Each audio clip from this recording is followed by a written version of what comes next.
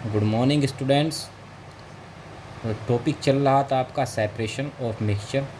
उसमें लगभग जितने भी आपके मेथड थे वो मैंने करा दिए थे इससे पहले वीडियो में। लास्ट मेथड बचा है डिस्टिलेशन। डिस्टिलेशन का यूज तब किया जाता है जब लिक्विड और सॉलिड का मिक्सचर हो, और मिक्सचर भी कैसा, होमोजीनियस मिक्सचर हो, मीन्स सॉल्यूशन हो। जब सॉल्यूशन के दोनों कंपोनेंट को अलग अलग करना होता है, और अगर हमको दोनों ही कंपोनेंट चाहिए होते हैं। हालांकि एक मेथड, अगर इस तरह से किसी सॉल्यूशन से दोनों कंपोनेंट को अलग करना हो तो एक मेथड इवेपोरेशन भी होता है, लेकिन उसमें प्रॉब्लम ये आ जाती है, इवेपोरेशन में सॉलिड वाला कंपोनेंट तो हमको मिल जाएगा, लेकिन जो लिक्विड कंपोनेंट है वो इवेपोरेट हो जाता है। तो जब हमको उसमें जो सॉलिड डिज़ोल्व हो चुका है वो भी चाहिए होता है, और लिक्विड भी चाहिए होता है, लिक्विड कंपोनेंट भी चाहिए होता है, तब हम यूज करते हैं डिस्टिलेशन का। इसके लिए जो थ्योरी है वो ये है कि सॉल्यूशन को हम गर्म करेंगे, और गर्म करने से उसका जो लिक्विड पोर्शन होगा, जो सॉल्वेंट होगा, वो इवेपोरेट होगा। इवेपोरेट होकर वेपर्स में कन्वर्ट होगा। उन वेपर को हम दोबारा से इकट्ठा करके उनको अगर हम ठंडा कर दें तो वो दोबारा से लिक्विड में कन्वर्ट हो जाता है, मीन्स कंडेंस हो जाता है।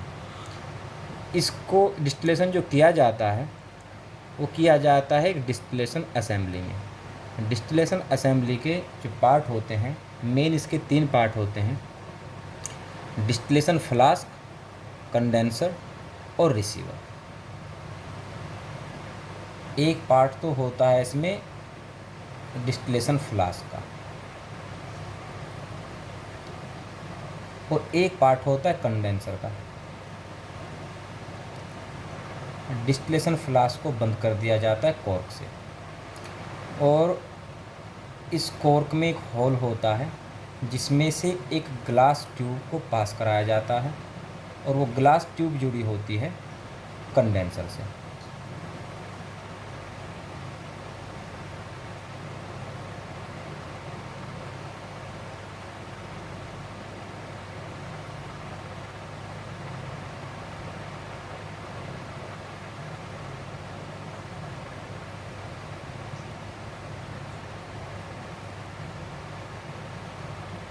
ये जो बीच वाला पार्ट बनाया मैंने, ये कंडेंसर है।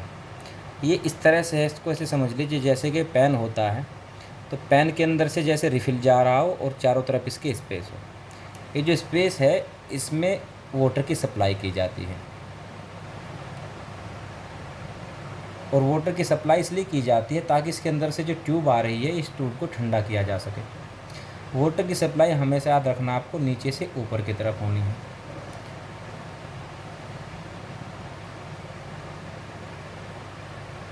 तो जो ठंडे वाटर की सप्लाई होगी वो नीचे से ऊपर किस लिए होती है कि अगर हम ऊपर से वाटर की सप्लाई करेंगे तो पानी जो है यहाँ से होता हुआ बड़ी तेज़ी के साथ नीचे आ जाएगा, इसको ठंडा होने का टाइम नहीं मिल पाएगा। लेकिन अगर हम नीचे से सप्लाई करेंगे वाटर की, तो वाटर क्या होगा, धीरे धीरे ऐसे भरता हुआ चलेगा, और यहाँ से पूरा भरने के बाद यहाँ बाहर को निकलेगा, मीन्स इस पूरी ट्यूब को कवर कर देगा और पूरी ट्यूब को ठंडा कर सकता है। उसके बाद लास्ट में जुड़ा होता है इसमें रिसीवर।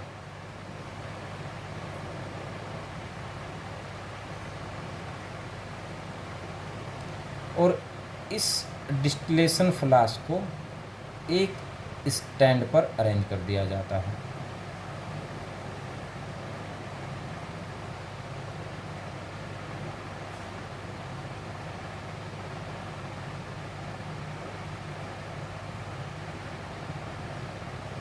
ये ट्राइपॉड स्टैंड है। उसके बाद यहाँ इसके नीचे बर्नर लगा देंगे जिससे फ्लास्क को गर्म किया जाएगा।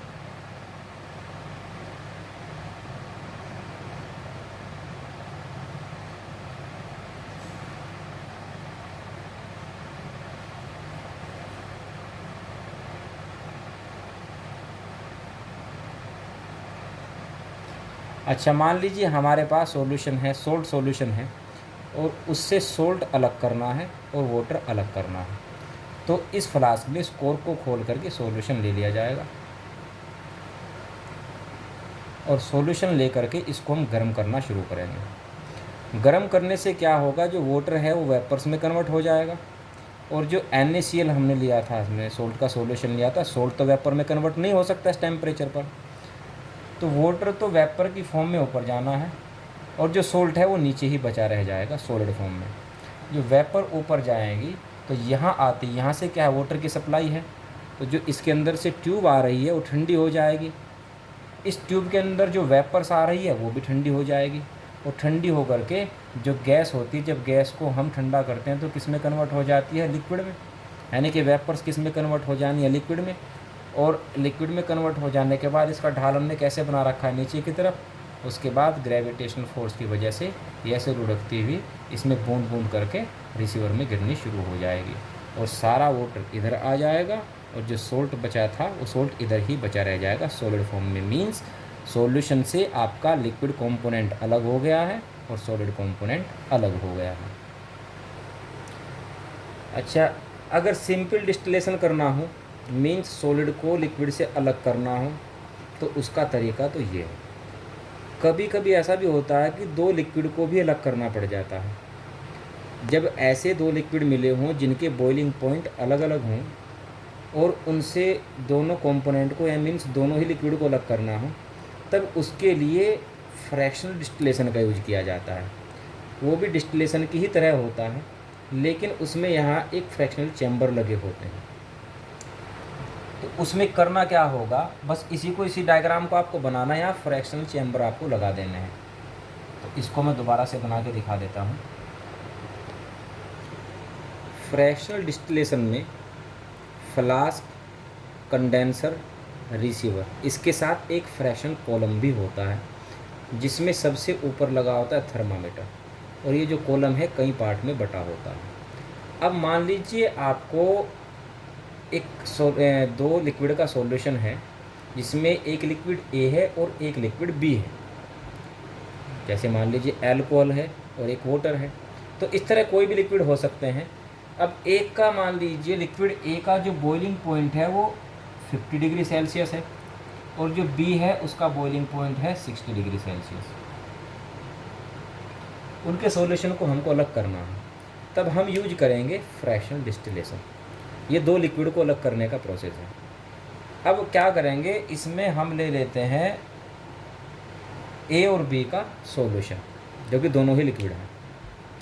शुरू में मान लीजिए इसको आप गर्म करते हैं, तो शुरू में जब आप यहाँ से बर्नर के पास जो टेम्परेचर होगा काफ़ी हाई होगा, तो मान करके चलिए यहाँ टेम्परेचर जो था 100 डिग्री सेल्सियस था।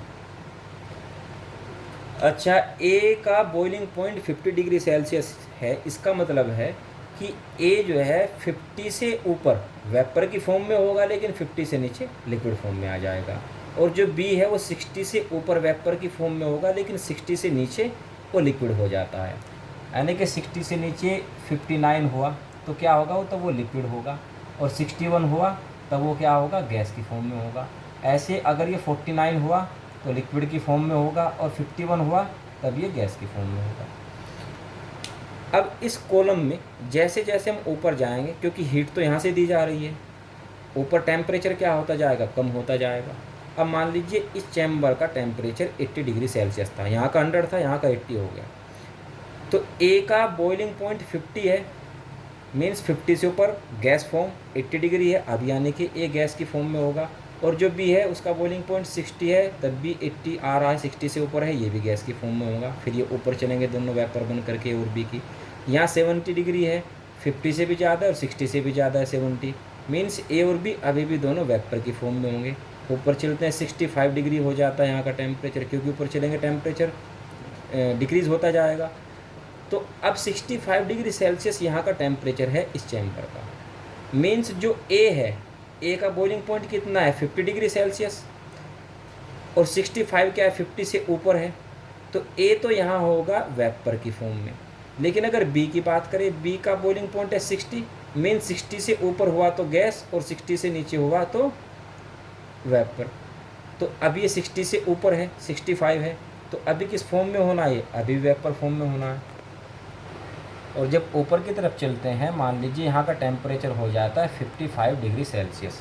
55 का मतलब होगा कि जो A है अभी 50 से ऊपर है ना, मीन्स ए तो अभी किस फॉर्म में होना है, वेपर फॉर्म में होना है। लेकिन अगर बी की बात करें, अब 60 से नीचे बन जा रहा है, तो बी किस फॉर्म में आ जाएगा, लिक्विड फॉर्म में। तो बी तो लिक्विड होकर के नीचे गिर जाएगा, वापस आ जाता है। लेकिन जो ए है वो वेपर की फॉर्म में रहेगा और वो आगे निकल जाता है और इधर कंडेंस होकर के रिसीवर में इकट्ठा हो जाएगा। मीन्स ए इस साइड चला जाएगा और बी आपका जो फ्लास्क है, डिस्टिलेशन फ्लास्क है, उसमें ही बचा रह जाएगा। तो ये होता है फ्रैक्शनल डिस्टिलेशन, जो कि दो लिक्विड को अलग करने के लिए यूज किया जाता है। हालांकि फ्रैक्शनल डिस्टिलेशन ज़्यादा इम्पोर्टेंट नहीं है, एग्ज़ाम में कभी आया नहीं है, तो इस पर ज़्यादा ध्यान नहीं देना आपको। जो डिस्टिलेशन है बस उसी पर आपको ध्यान रखना है। ये एग्ज़ाम में ज़्यादा नहीं दिया जाता, तो क्योंकि इसको हायर क्लास में आप आगे पढ़ेंगे। अब मैंने जितने आपको जो डायग्राम दिए हैं वो आपको डायग्राम बनाने हैं, और जिस जिस तरह से मैंने बताया उसके नोट्स बनाने हैं। फ्रैक्शनल डिस्टिलेशन केवल मैंने आपको समझाया है, ना इसका डायग्राम बनाना है, ना इसके बारे में आपको लिखना है। जो इससे पहले मैंने डिस्टिलेशन बताया था उसी का आपको डायग्राम बनाना है और उसी के आपको नोट्स बनाने हैं। तो नेक्स्ट वीडियो में फिर नेक्स्ट टॉपिक के साथ मिलते हैं। तब तक आप इसके नोट्स बनाइए और उसका जो डायग्राम बताया वो आपको बनाना होगा।